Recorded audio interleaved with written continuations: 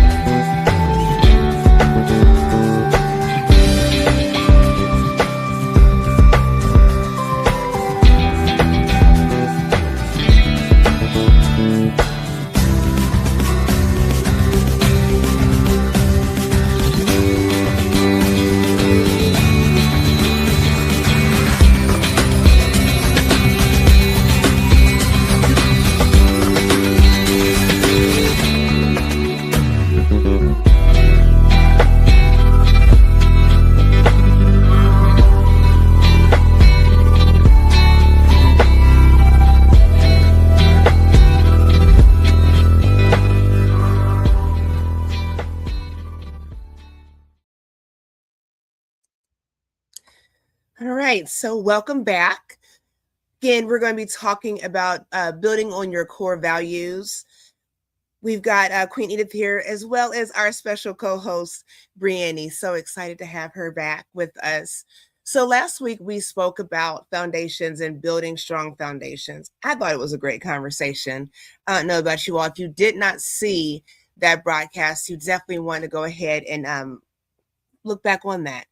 So today we're going to be just diving into core values. Like I said, just kind of building up that house, building up that structure that is our lives, right? Grand Rising, King Sean. So glad you're in the building. We've got Mind Games Uncut in the building, also with the United Empires of Akibalon, along with Queen Kathy B.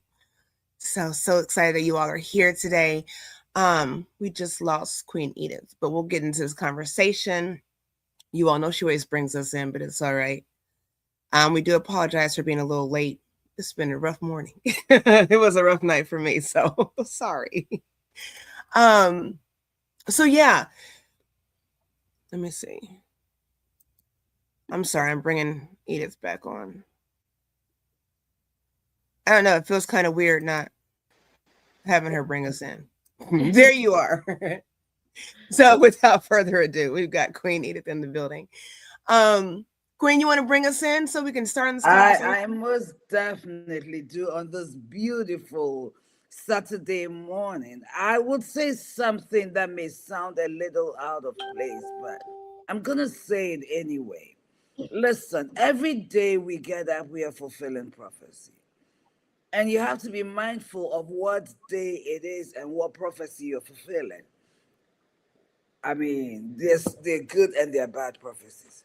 So the question is, I want you the state that what I want to say is be mindful of each day. And remember that you are fulfilling something. You are answering a question. You may be a solution to something. Today is 10, 110.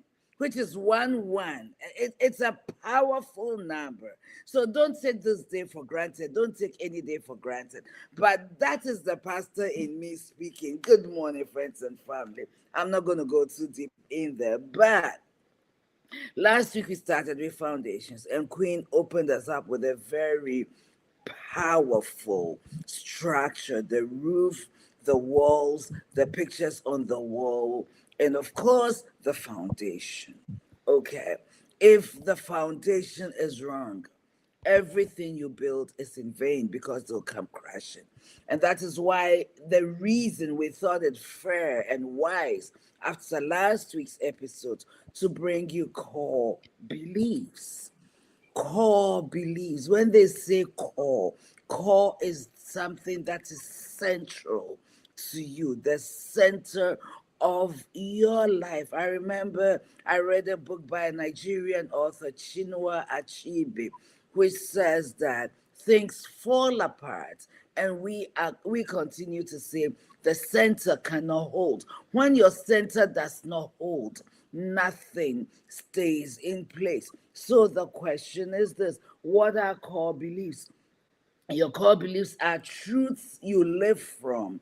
A lot of the time, sometimes without realizing it, they shape your choices, your relationships, your boundaries, your expectations, and even how you interpret pain and success.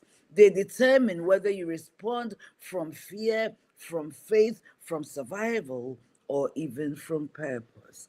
So, ladies and gentlemen, friends and family, please invite a friend.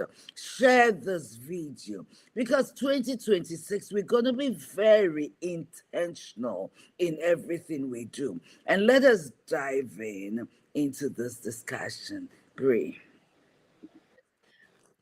I think it's amazing that you say our core values really set the tone for everything else in our lives. And I couldn't agree more with that.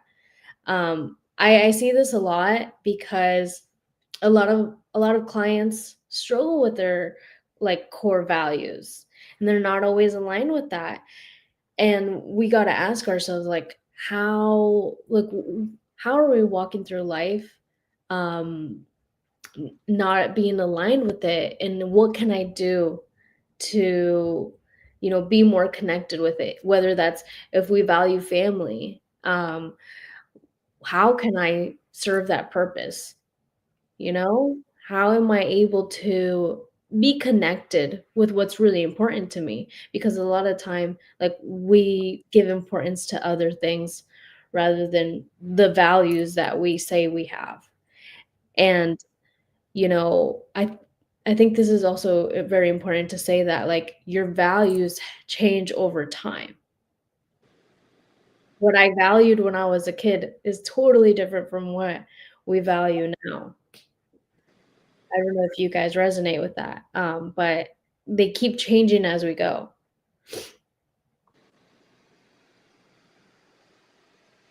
You're muted, Queen. Oh, I'm sorry. I've got a question. Okay, so what you just said, and I'm not disputing. Here on this program, we just kind of go with the flow and we just get insight, you all. So if you're watching, we have different backgrounds, difference of opinions. So I'm going to ask a question. So I'm looking over something, and it's talking about core values versus goals. Okay, so if it says values are how you want to live, and then goals are what you want to achieve. So, for instance, if the value is freedom, okay, whether it's with your time, your money, whatever, the value is freedom. The goal is to build a flexible business or to, expand your wealth or whatever it is. If the value is family, the goal may be being more involved in family, being more attentive, being home by 5 for supper, So I'm wondering, is it that our goals tend to change more often than our core values?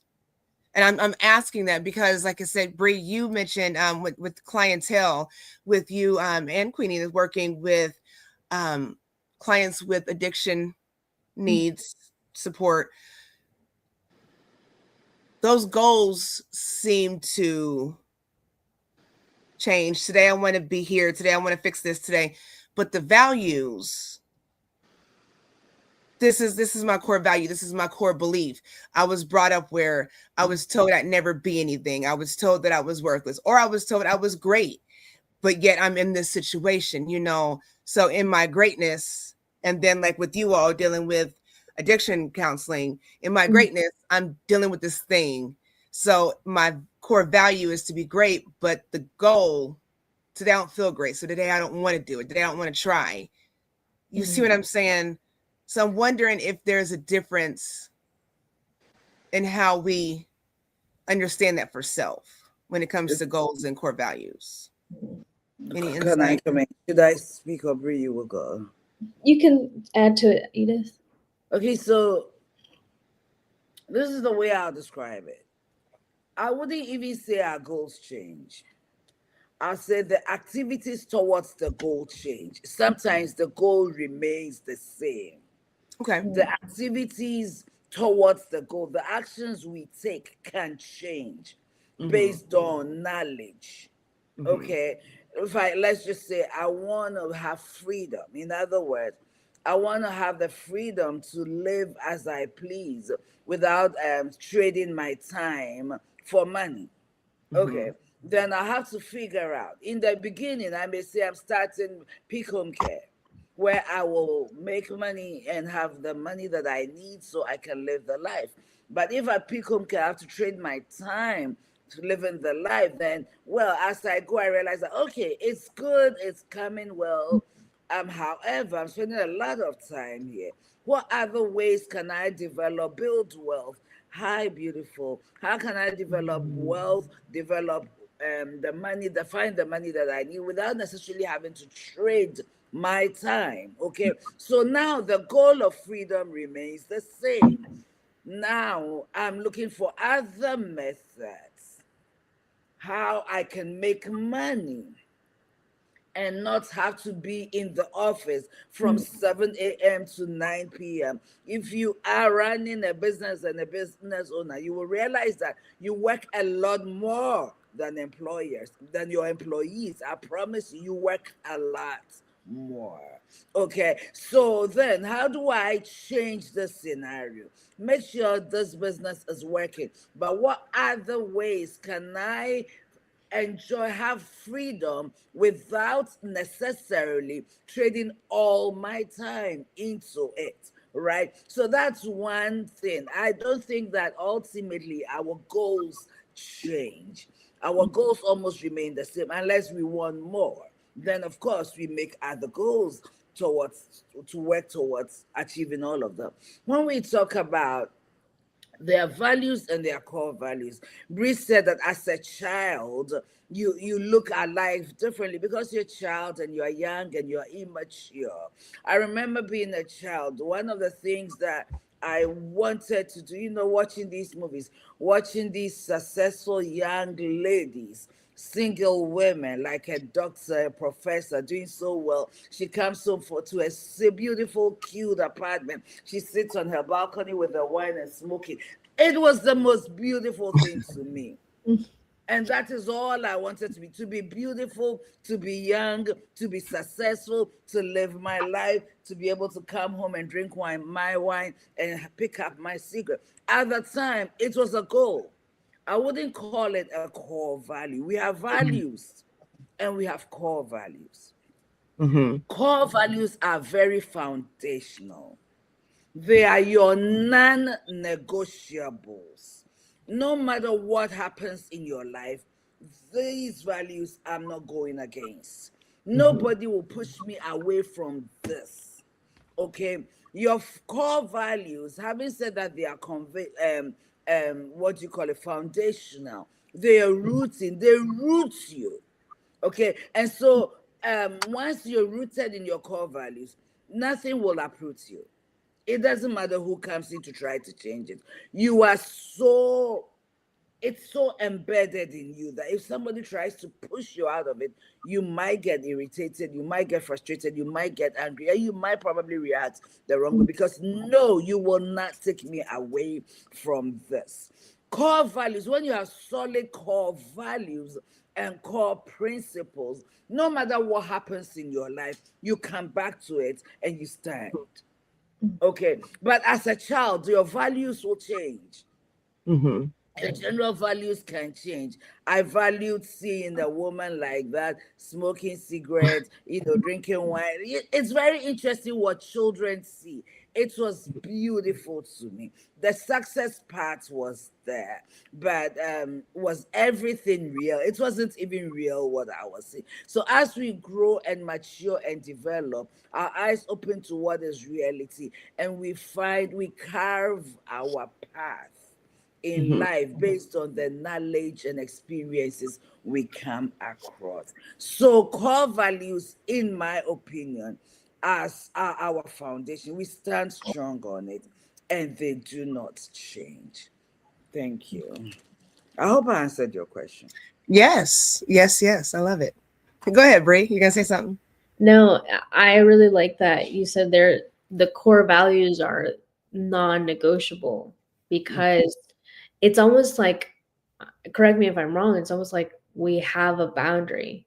There's a boundary there that we're not going to let anyone, cross to change who we are, to change what's important to me. Mm-hmm. Yeah. Do you think that at some point those things need to be reassessed and readjusted over time? Like I said, like sometimes when we're growing up, the core values, you have them, before you can walk or talk, before you know it, you are, you're brought up with, say religion. Different religions were brought up with different eating habits, the way we speak, the way we conduct ourselves. And then at some point, do you think it's appropriate for us to reassess those things? And because I think a lot of times with core values, when it comes to our upbringing and our foundation as children, there's an expectation.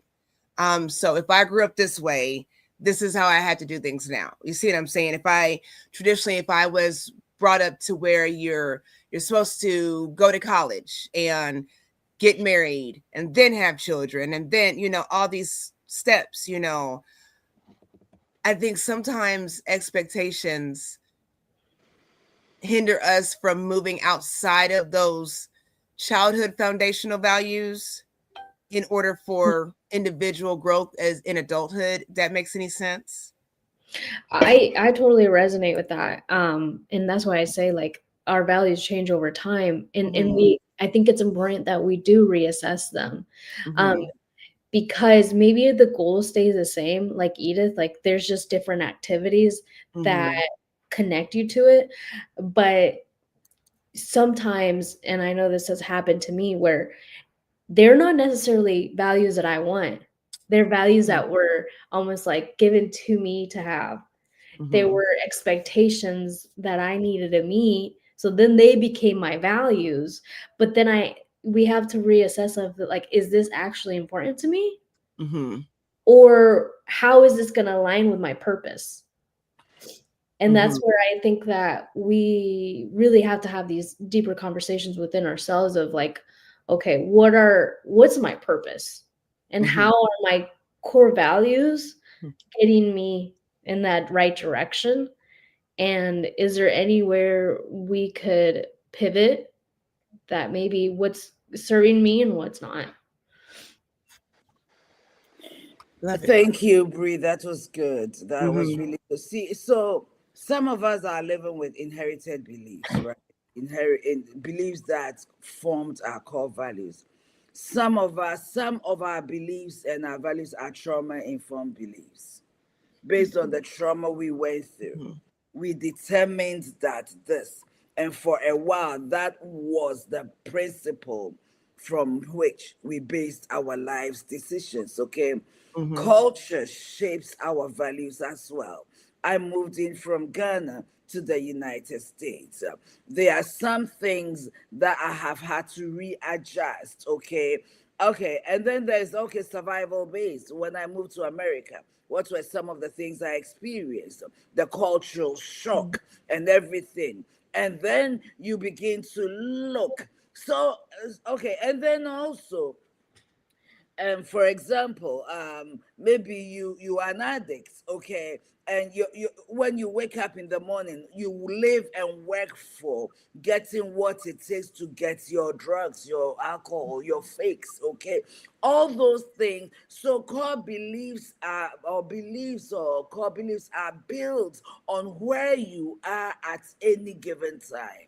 Okay, where are you in this part of life? What do you know as your purpose? What are your goals? And you build your beliefs and your structure around it. For 4 years, as some of us were in school, okay, and in school, I knew that I believed that I have to sacrifice so much time to my studies over a period of time. Okay, now school is over. So I don't think the foundational belief changes though. I don't think so. However, the purpose you are reaching for, once you find out what your true purpose is, you build those values around it. But I want to say that certain core beliefs remain the same. At the end of the day, the main goal is this: what are the things I'm putting in place to ensure that I reach that goal? Things that nobody, for example, a young lady is ready for marriage. She makes a list of what she wants out of a husband, or even a man, out of a wife. Okay, I know for sure that I do not, and I go with the Bible way. I do not want to have sex before marriage, because according to my core beliefs and by the Bible, sex before marriage is sin before God, and sexual purity is one of the most sinful things we can do to our body, the hurting things we can do to our body, which is the temple of the living God. A man comes into your life wanting to sleep with you. Is this something you're willing to negotiate because you're in love? Or it's a non-negotiable for you? This is where sometimes we are pulled left or we are pulled right in our beliefs. And if your foundation is not strong, you may be pulled into the wrong direction. You can always do a turnaround. I'm not saying you can, but I'm just saying that certain beliefs. I do not want to have a long distance relationship, for example, okay, because I don't have the money to travel back and forth. Okay, now what do you do when somebody who checks all the boxes except for long distance relationship, okay, comes in? Then what do you do? Okay, I want to have a family, I want to have children, I want us to have the same faith. Now you are a Christian, and then a Muslim comes into your life. What will you do? So these foundational beliefs, a lot of the time, remain the same. However, it's our mental status, our understanding, our perception, our level of maturity that will determine that, okay, I said that when I was 17 years old, but at 25 years old, maybe I can adjust this. Okay, right. But we have to be careful when we talk about core principles, core values. It's so important that they are strong, so you are not easily swayed. Okay, because that's the backbone that keeps you strong and standing. I really like you said that it's very important that they're healthy in a way. Because Ida, tell me, or I mean, both of you guys can share input, but like, what happens when your core beliefs are so negative? What happens when you've been told all these different beliefs about yourself, and they make you they it's almost like you perceive yourself as a negative person, or you see yourself in a negative lens. And that's why it's so important that they are healthy. They are something that's going to help you on the long run, because it is so hard to change that perspective, that belief about yourself, when you've been fed a lot of like negative views on who you are. Mm-hmm. It's interesting, Brie, that you bring that. That is so powerful because in working as a counselor, you come to realize that people believe very negative things about themselves. Mm-hmm. It was my fault that my brother died. Yeah. And so they live with this guilt and they believe it and they live with this guilt. And it drives every decision because it's a negative core belief. Life is negative. So that is so powerful. That is so powerful. It's my belief that I am nothing. And so even when I'm doing well, now I do something and I sabotage Right. that thing I'm doing because my core belief is negative. So the key word that Brie just brought up is that it has to be healthy. Mm-hmm. Healthy to build your bones Mhm. strong. And Mm-hmm. and I know that we're in the process of, with a new year, and Mm-hmm. we want to build a healthy foundation, and it might be something that feels very challenging to us, of like building a healthy foundation. And I think I am very hopeful that you can build a strong foundation even when there's been a lot of negative in the past. Mm-hmm. There's been a lot of things that we perceived about ourselves that don't serve us, and we Mm-hmm. pivot. And Mm-hmm. I think that that's where maybe the values that we have are, they stay the same, or we've been inherited values from generations and they stick with us, but not necessarily getting rid of them. You can kind of see where do they align with that purpose, because Mm-hmm. if we allow that, those negative beliefs that we hold of ourselves, like, they're only going to affect us in our core values. I think a lot of that negativity, though, is in for a lot of people, not in every situation, but I think a lot of that is instilled at a young age before you understand what Mhm. is happening. Like I said, how do you, as a parent, how do you tell your child that you'll never be nothing? How do you call your children stupid? How do you're just like your daddy? You just Yeah. ridiculous things like that. And you wonder why people grow up and they don't see self-value. It's interesting how we hurt the most vulnerable people and we don't see the repercussions from it. So now I've got parents that tell me that I'll never be nothing. All it takes is one person, or say my parents said I'll be great, and one person from school, one teacher said, you're stupid, you'll never be nothing. And Mhm. so that one person out of dozens has shaped my perspective about myself.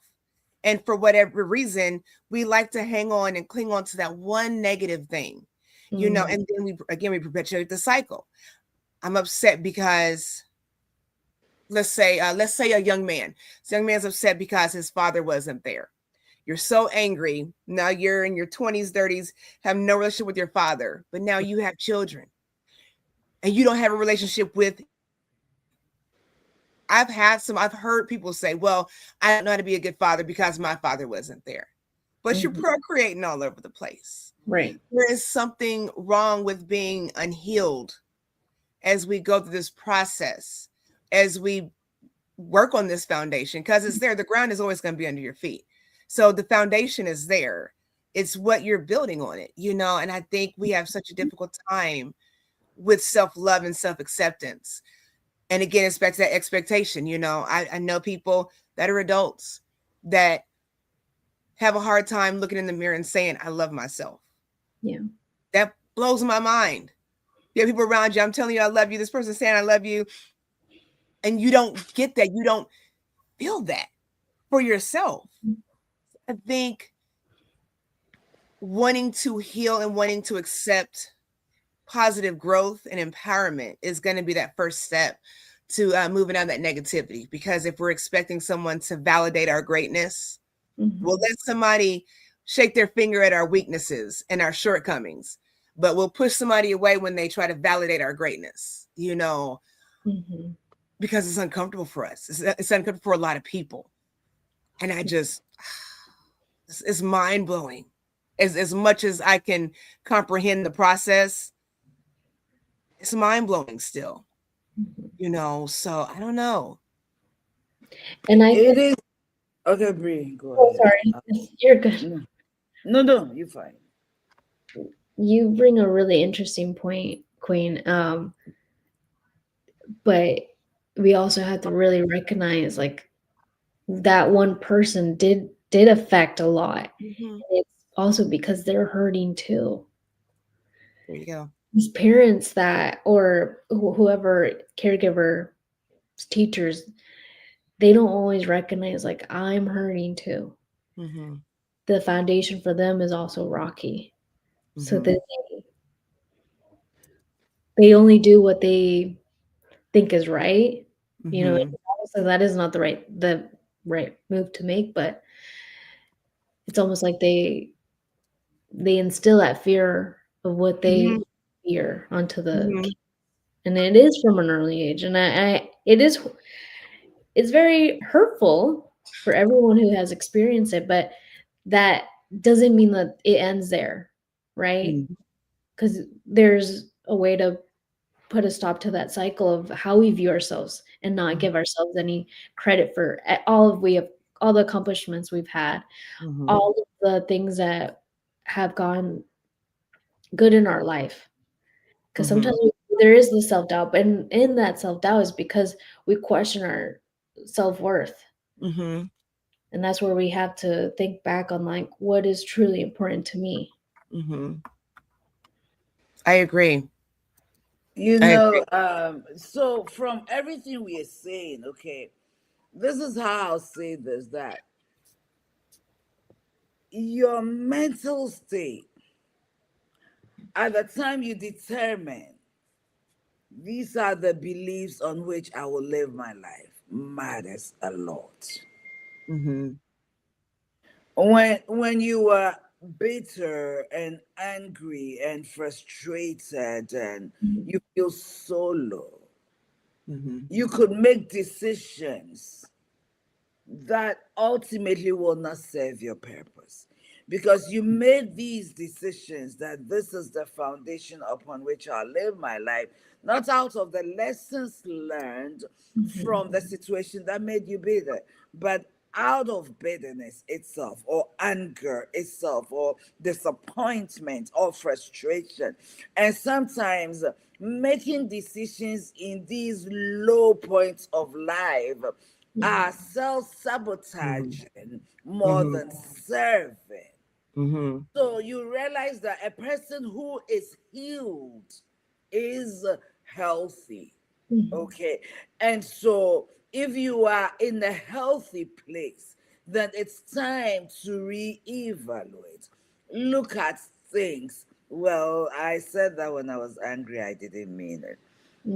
So now it makes sense when we talk about it can change. It can change as you get older, or I don't want to use older because sometimes people get older and continue to behave very childish. Age does not determine maturity or even knowledge. Okay, what happens is that when we mature and know better, then we plan better, we make better choices, better decisions. These are the beliefs upon which my life will stand. I know they're coming from a healthy place and they are solid. Okay, so they can change. And so it's so important that we know our mindset at the time we are making these decisions? What is it based on? Is it based on anger? Is it based on what was done to me? Is it based on what I was experienced? Is it based on the trauma? Is it something that was passed on to me and I accepted it without questioning? Okay. And Mhm. that's when these are things you look at. Mhm. But friends and family, the reason why we are bringing this to you, because it is foundational in your growth. In the beginning of the year, we said new year, new you. A lot of the time, it's not so new, but it's Mhm. another level. How do I build on this foundation to get to the next level? We can't always restart because then we are Mhm. wasting the years as well. And the reason why we are bringing you this conversation, and I have to say this, is so that you will continue to evaluate, you will continue to take stock of Mhm. yourself. How are you growing? How are you developing? If that was your core value, how is it serving you? Is it negative? Is it healthy? Is it positive? Is it godly? Is it ungodly? Is it goodly? Whatever it is it serving family? You may have had those beliefs when you were single. Okay, now you are married. You need to come to a place where you and your spouse can come to some form of agreement, your willingness to compromise. All of those factors make a difference, Mhm. matter. So we always have to even change of jobs, okay, moving out of state, change of careers.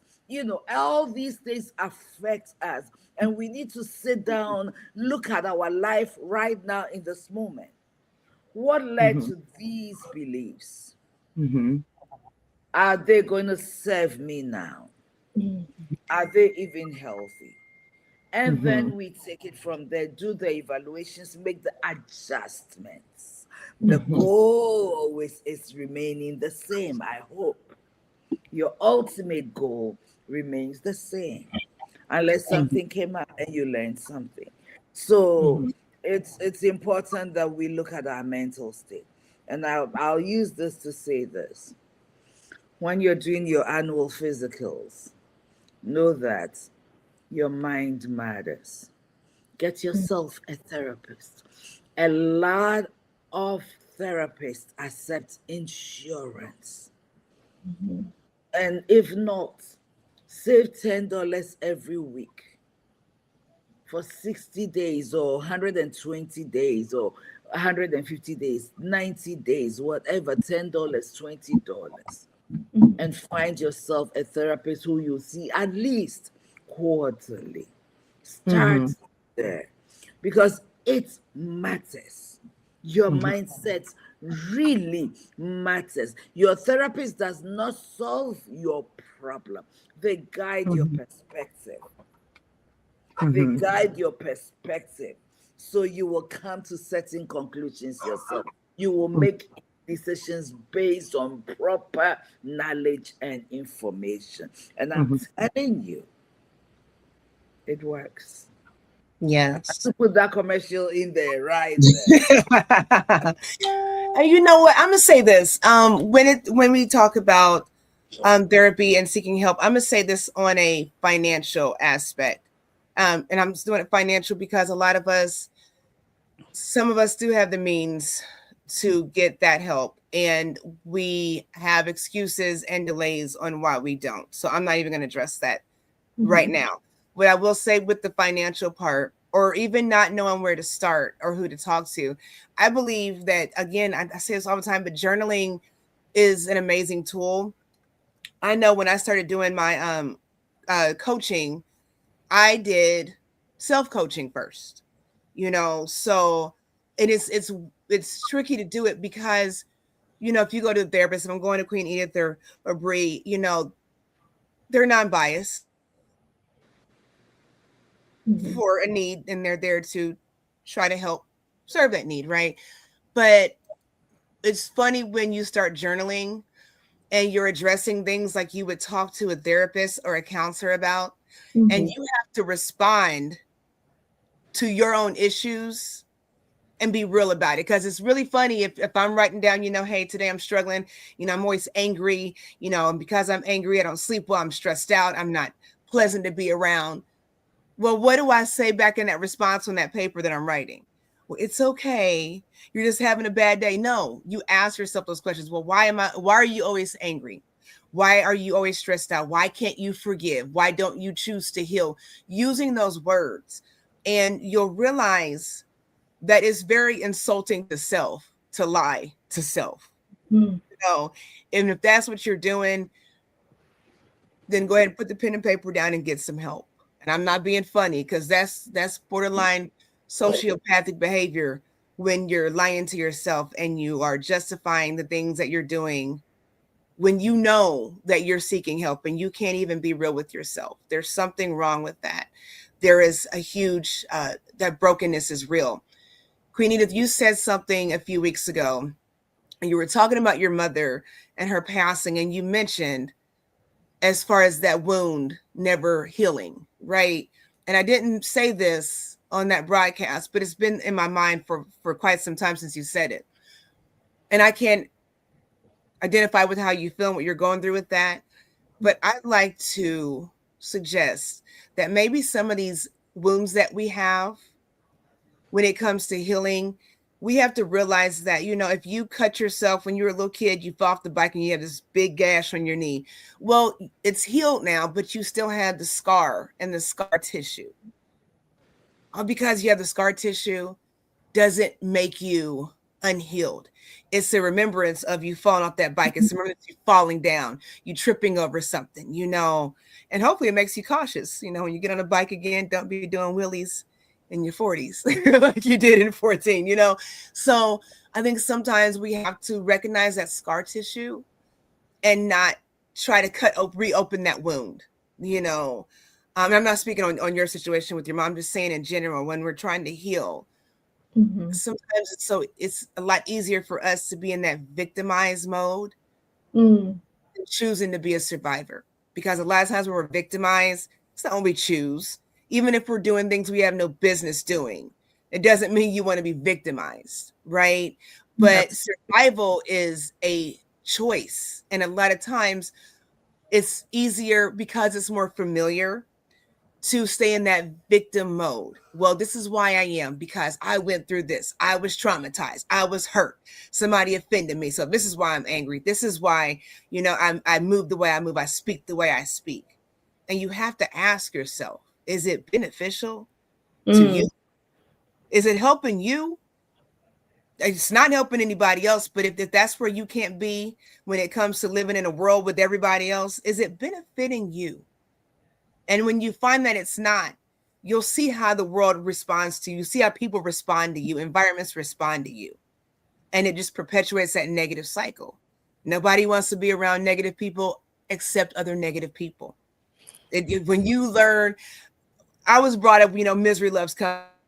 It's funny, this things that we hear, and until you see it, just like misery loves company. Whenever I'm miserable, and I try not to be, when I'm miserable, I'm not calling Queen Edith, I'm not calling Brie, I'm not calling nobody with my misery unless I'm looking to heal and be empowered. I don't want you in, girl, I had this bad day. I hate this job. I hate these people. And I'm calling Edith. And she's like, girl, yeah, you should beat him up. You should. No. And instead of saying, hey, that's not the way to think. That's not, so, and if that's what you're clicked up with, it's not good. It's not good for growth, personal growth. So, yeah. To piggyback on that, my mother saying, like, it's not something that I'm not healed from. It's something that I've learned to live without. I've learned to live through it, not even survive it. And we live in the memory. I lost a child. My daughter died, and after her, I've never had a child. Okay. I can't help to, when I see young baby girls, like, get excited and get thrilled and wonder. Because today, social media, you see someone wishing their daughter a happy birthday on the same date that my daughter was born. And I'll sit there and say she would have been 25 or 26 or 27 years. The memory isn't going away. The void may not go away. However, I understand it I live with it and I cherish the moments I Mhm. did spend with her. So our scars, like you said, I have learned not to be ashamed of my scars. Mhm. I wear my scars proudly. I'm not Mhm. afraid to share them when it's time to share them. Mhm. Okay. And that is very important. Mhm. We don't need to open up a wound. Sometimes, as therapists, we do, though, Mhm. because it's unhealed. When you look at the scar, there's a Mhm. lot of mass in it. So the scar itself is just masking. The wound is still in there. Mhm. Mhm. So now we have to cut it open and get all the, what do you call that thing that come out of wounds, Queen? The liquid, the fluid that The you, drainage. the drainage. We need to drain it. Mhm. So now it will probably be healed. Mhm. And the scar will not be pose a problem later on. Mhm. As therapists, Mhm. sometimes we looking at the scar, realize that there's a lot of fluid in there built up, Mhm. and it can end up becoming infectious. Yes. Right? So Yes. sometimes Yes. as therapists, that particular scar as scar tissue Mhm. is not healed. Mhm.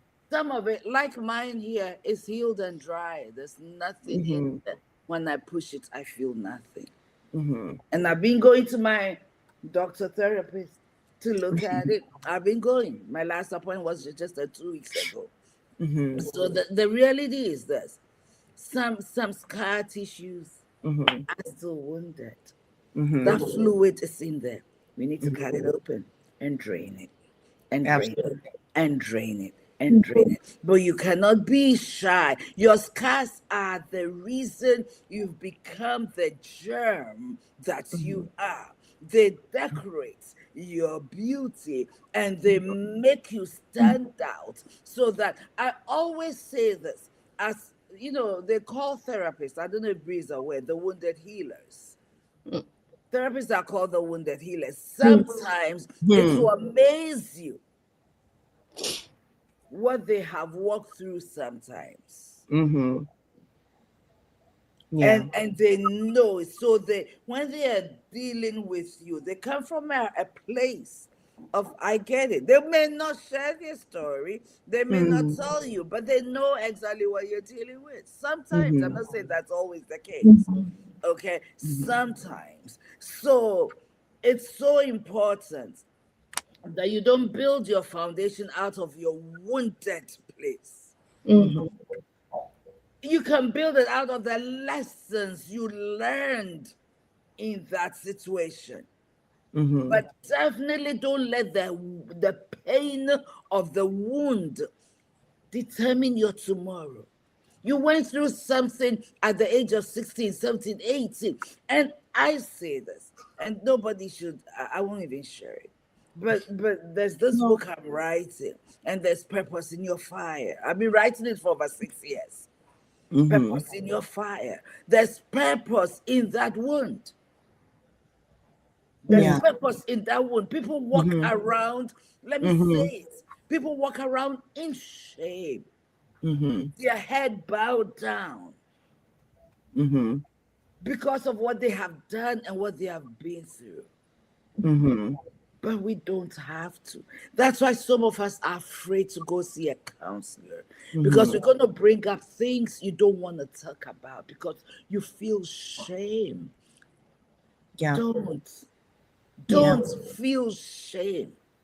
Mhm. I don't care Mhm. that you went through it. And that, when I say I don't care, I mean it's not the object of our Mhm. conversation. But how do we get unstuck so we Mhm. can make healthy choices and move on with life?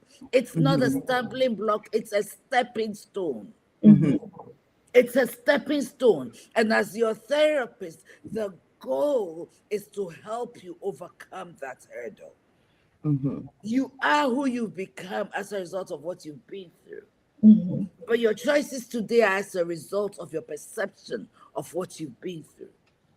How do we change the perception for you to overcome and make it a stepping stone? Because somebody 5 years from now will go through the same thing. And if you were Mhm. to meet the younger you, What would you Mhm. tell them? I got oh, your life is over because you endured that. No, that's not true. So Mhm. let's not be ashamed. Let's get the healing we need.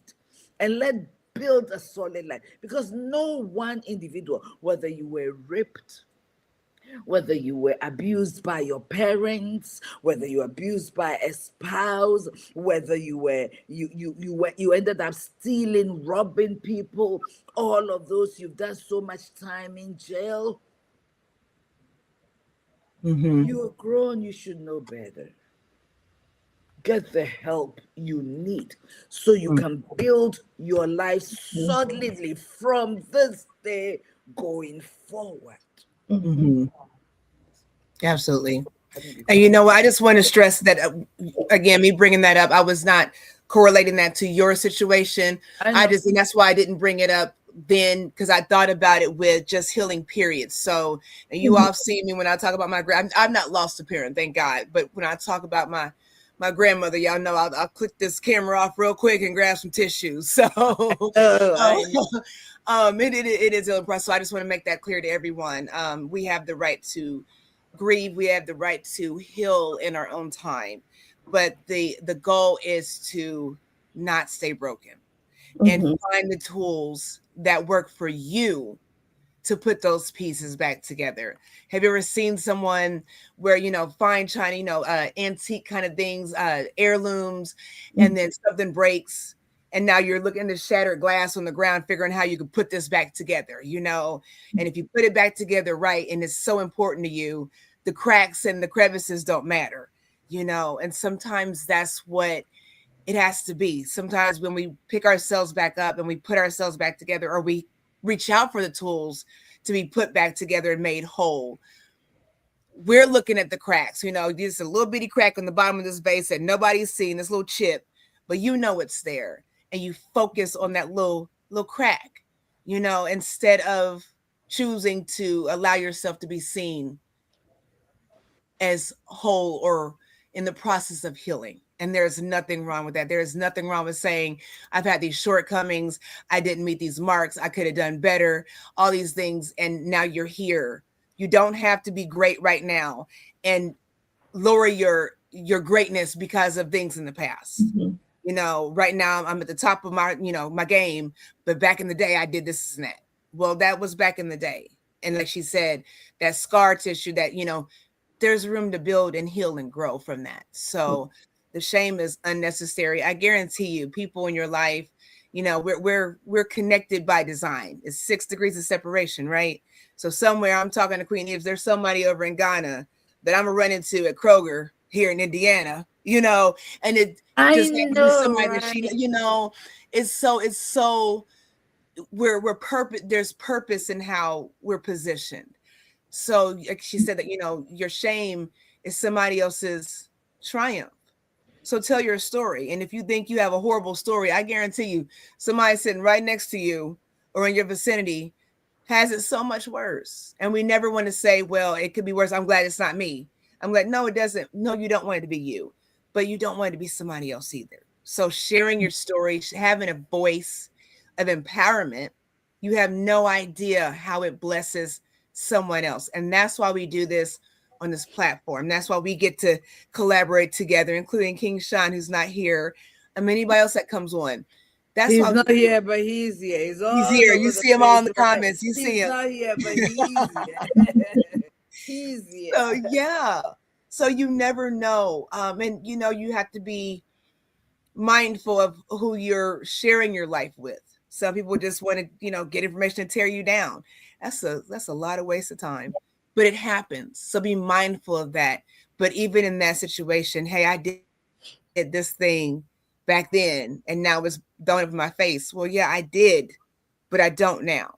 So you have to be comfortable with saying that. You have to be comfortable with saying that I'm the best me I can be right now. And if that's not you, then get to your best. It's not about perfection. It's about bettering self one moment at a time. And sometimes we can't take it one day at a time. Sometimes just one moment. You got 24 hours in a day, and this one moment I might just snap in this one moment out of 24 hours. So it's moment by moment where you have to be strategic and intentional about how you want your life to look. And there's nobody behind the scenes saying cut when you jack it up. You just keep going on, and it's part of a blooper now. So laugh it off, cry it off, but get back up and get back to your core values. I really like that you said that there might be people that throw it back to us of like you mess up, and something that I've learned and is that you can't, not everyone in your life is going to be able to listen and understand you. Mm. Mm-hmm. Sometimes we think that there are people, as much as we want them to be our person that we can tell things to, we have to be mindful, like you said, Queen, that not everyone's going to serve that purpose. Mm-hmm. Not everyone's going to listen mindfully and be able to express like empathy or compassion or guide us with whatever it is that we told them, and maybe keep that information to themselves and not throw it back to us. Not everyone can do that. And I think not everyone can do that is also because sometimes there are people that want to create negativity, right? There are people, like you said, negative attracts negative. So if that mindset is what they are seeking to continue to hurt you, then you have to be mindful and pay attention to those around you, no matter if they're friends. Sometimes even our friends can't provide insight like how we want it to. Now, what I will say is that I really like that you said we can always fall back on our core values, even when we struggle, even when we make mistakes. Our core values are there, and that's something that we will fall back to. We'll remember what's really important to us. Even when life is hard, which it will be, as it is all the time, you your values are there. Mm-hmm. And you have to really think about like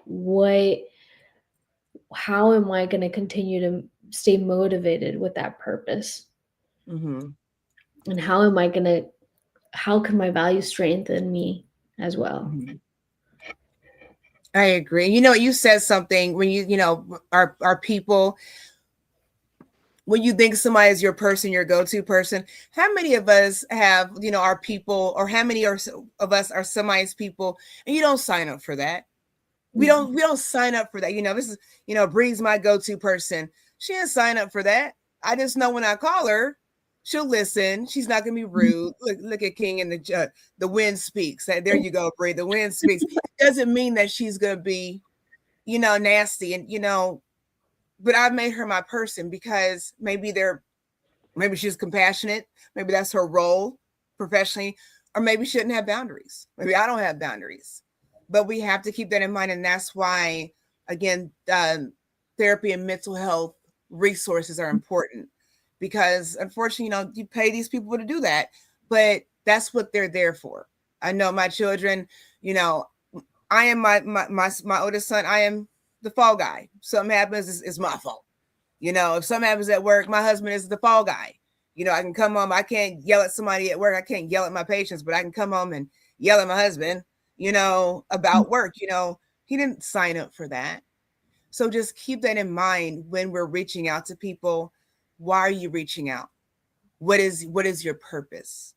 And if it's not growth, be very careful, because you might find yourself entangled in something that is more difficult to get out of, if versus just keeping your mouth shut, praying, meditating, picking up the phone and calling for some help. So just think about those things. And I will piggyback back on that one too. Like Bree said, sometimes, or you have both said that sometimes I think the Queen G is my person or Bree is my person. They mean well, they don't even mean to go gossip. But then on top of what they're dealing with in their own lives themselves, they're overwhelmed, and there's this overflow of I need to get it out. I need Mhm. to get it out. So people, not everyone has the capacity. Mhm. Okay, not everyone has the capacity. As much as they love you and they care about you, they don't have the capacity. Another thing that I find a little irritating is that whilst you're sharing, this is what's bothering me. Let's say, oh, and me too. And then you also make it about you and share yours. So now the Mhm. person, whilst you're trying to, let out and vent or something, they're not even listening. Listening is an Mhm. amazing skill, and therapists are taught to listen. Okay, Mhm. they're not even listening. So you share so much and realize that Mhm. it's it didn't help anyway, Mhm. and then you blame them. Okay, Mhm. and that also impacts your relationships. Mhm. So get a healthy space where you are safe to Mhm. offload, and then let's take it one step at a time. It is so, so Mhm. important. Then we all have it. Listen, a doctor has a doctor. Doctors don't diagnose their spouses. They tell them, "Have you told your doctor?" All of Mhm. us in this field Yeah. are required in counseling. There's something called countertransference. Okay, Queen G may come to me as a counselor, and I don't counsel my friends. That's one a go go go. Okay, let's Mhm. just say as friend. Well, she's my therapist, and she comes to me and shares. I go to her and share something. She's been through the same thing. If she doesn't take care, she's gonna project. She's gonna feel what she felt when she was Mhm. going through that, and Mhm. everything she says will come out of pain rather than really knowledge and skill. Mhm. Okay, Yeah. so even therapists have a counselor or a Mhm. therapist they go to. We also have to get our mental health straight, so be in a better position to serve you Mhm. and not put ourselves in your situation. Say, "Oh, I went through this, and he did that, and she did that, and then I mess up your work." So there Mhm. are boundaries that every one of us must build around us, protect ourselves, protect whatever we have been called to do, so we'll be better effective. Okay, and so Mhm. when we talk about core values, even as a counselor, as a therapist, as a coach, what are your boundaries with even your clients? Mhm. Okay, making sure that you don't develop a relationship where there's so much familiarity, because familiarity will dilute your impact. Mhm. Okay, Mhm. so it's so important. And your friends, keep your friends as friends. Let your husband or your wife be your spouse. By all means, share things with them, but be mindful that they are not your therapists. Mhm. They will listen out of care and out of love, but they Mhm. may provide you with the solution you're looking for. So Mhm. have those balances, checks and balances in your relationships. They'll go a long way to help you. Wow, 1 hour is already come and gone. I love it. I love it. This has been a great conversation. We appreciate you all being in the comment section and giving your feedback. And of course, Bree is so awesome. The little Win, she's so sweet. The Thank- wind. I'm glad to be here. Do our audiences know what these mean? You, Queen, you want to share what the water? Is it the wind, the eyes, and what the fire? Yeah. So if you all didn't see last week before we got, was it last week? So King Sean has deemed Queen Edith and I fire and ice.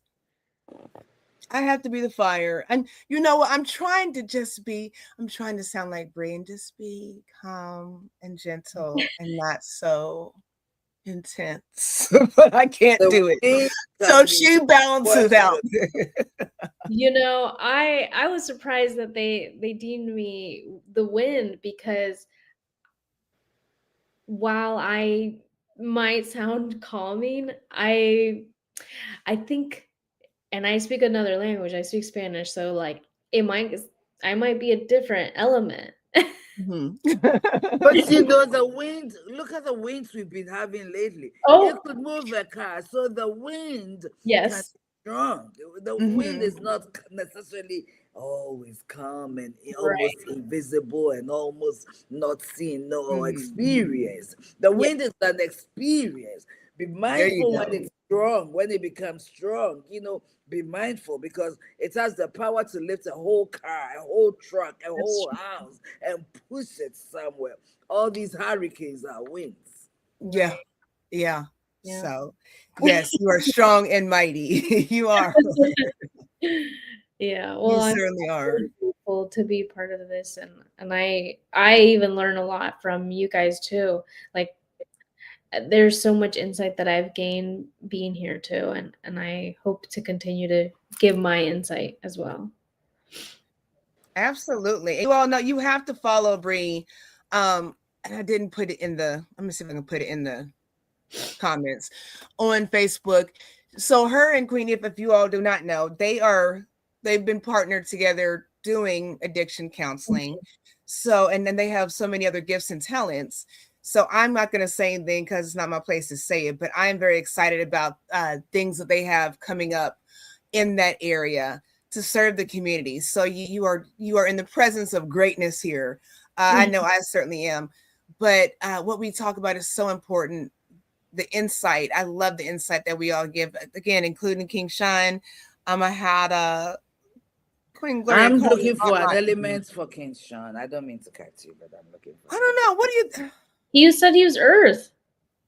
He is Okay. earthy. He is real earthy. I like that. What do you think, King Sean? He's in the comment section. What do you think? What do you think? I think he should be Earth. Yeah, and He but we grounds all us bring. all. He grounds us all. Yeah, he does. Yeah, he does. Yeah, so that's who you are, King Sean. You're the Earth. So yeah, we hope that you all enjoyed this broadcast. Any you all have anything you want to contribute in the comment section? I'm sorry, I'm reading these.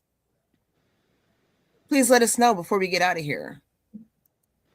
Please let us know. And I just want to also touch on like seeking help. There, I didn't mention this before, but there are, and because my insurance doesn't cover for certain um like places, there's different companies of therapy in the area, in the Indy area, but there are different resources that you can find of like prorated sessions where there are therapists that will actually charge you like maybe like $20, Mhm. or it's so on and so forth, because they are in a platform where there's other therapists and Mhm. the experience levels are different. So they might be just coming out of school, or they've been in school, or they've been having a lot of practice for many years. So people Mhm. charge you different rates.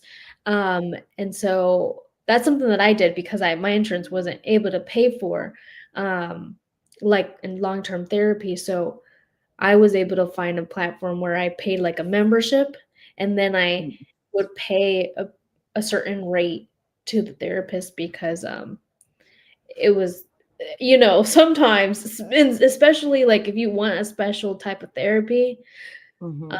it's going to be a little bit more expensive. So there are a lot of people that are able to do that. You just got to find different platforms. Mhm. Let me ask you a quick question before we go. I know what is it? Better Health? Is that what it is? The online counseling service you can reach in. Do either of you know anything about that? Because I know there are people that don't know where to start to find a therapist. Better Again, Help, mhm. Grow too. Growth therapy and Yeah, briefly, okay. there's some of it. So there's growth therapy too. I've seen growth therapy too. Mhm. Okay. Okay. What are your thoughts on that? Have any of you, either of you had any? I've not used it, but I'm curious about it. So it can be explored. Maybe I will Okay. find a therapy, another therapist on Grow or Better Health and see how Mhm. it, just for the experience of it, so we have something to share with you. I'm Okay. looking at the resources of the prorated, but like platforms, because I did it, and I really like my therapist. Mhm. And there are different profiles available, and there are rates too. So you get to choose from different therapists. I'm not sure if it's like BetterHelp. I don't know if those different companies have where they, if you don't have insurance, that they would be able to help you, Right. charge you less. But I can do my research on that, and give you the exact like link of where I went to. You'd think I remember. Kinshaw says it's good, or you can come to me when you Yeah. Mhm. Okay. So yeah, you all look into that. And I'll say this and I'll stop talking, but you don't have to be in disarray to tap into therapy and counseling. Mhm. Sometimes it's just something to keep you balanced, something, somebody to talk to, so just think about that. Does not mean that there's something wrong with you, that you're out of whack. It just means that you are identifying that you need support and you can reach out and get that. So do not be afraid to do that. Do not be ashamed. And if that is you and you are not getting help because you're ashamed to ask for help, I guarantee you the shame is more crucial when you're wallowing in your mess and you have the option and this resources to get out of that. So let's just make better decisions. And that's what core values are all about, is making sound, solid decisions without a rush. We're just being intentional. So just keep that in mind. Okay. That's all I got. Princess Bree, you got anything, Bree, before we go? I'll let Edith take us out. All I will say this is that don't let your secrets, or don't let that pain keep you sick. Mm-hmm. Yeah. We got to start somewhere, Mm-hmm. and we got to put in effort of realizing what's truly important to us so that we can heal. I love it. I love it. Oh, okay. Don't stay sick, y'all. I love that. I think Queen Edith gas. So I think that might be our part 3 next week.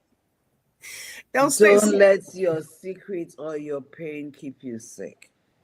And some of us are sick and we don't even know it. And going to see a therapist does not mean you're cuckoo, if that's a phrase that makes sense. Mhm. Going to do physicals doesn't make you sick, but they can detect things and make sure that they are nipped in the bud before they ever become a problem to you. Okay. Is it my time to end this one? Yes, it is, Queen. Please. So, friends and family, last week we started foundations built to last. Okay. In order for anything to last, its roots must be strong. When I look around, trees that are difficult to uproot, sometimes they just cut them down, but they grow because their roots are so deep. Okay. Some core values need to have depth. But the question is this: we need to ensure that our core values are coming from a healthy place. It's so important they come from a healthy place, that we ourselves are healthy enough to know when to evaluate, reevaluate, readjust, realign to fulfill or to meet where we are going to. Okay. Core beliefs are they're the roots of our principles, the source of our values, and the framework of our life codes, coded language. If the root is unhealthy, and the fruit will definitely reflect it. But when core beliefs are healed, aligned, and grounded in truth, the entire structure becomes stable. They last longer and it becomes attractive to many people whilst attracting others to their light. So, my dear friends, whilst we're still in January, what are your core values? What are your principles? What are those core beliefs that will keep you building, rebuilding, refixing at all times? That will keep you standing, that will keep you going, even when the going becomes tough. Because the mindset with which we make decisions sometimes it's not the mindset that keeps us going, but it has to be, because the going will get tough along the way. When it does, what are you standing on? that will make you, even if you're cut low, can you grow back again? And those are what core values do, core principles do, core beliefs do. Those are the strengths that keep you going, rooted. And no matter what, you know you will make it to that line. We thank you so much. We appreciate you. And this 2026, I'll say it again, we are being intentional. We know what we want, we know what we need to do. And even after 90 days, we'll keep pushing. When we don't feel like it, we'll keep pushing. Because you are worth it. You are worth the end you see in your mind. You are worth the goal you have set. You are worth the walk. Push through it. Because we on Peak Wellness Hour are cheering you on. We love you, appreciate your time, and thank you for valuing this time with us. Have an amazing week until we come your way on the 17th. Peace.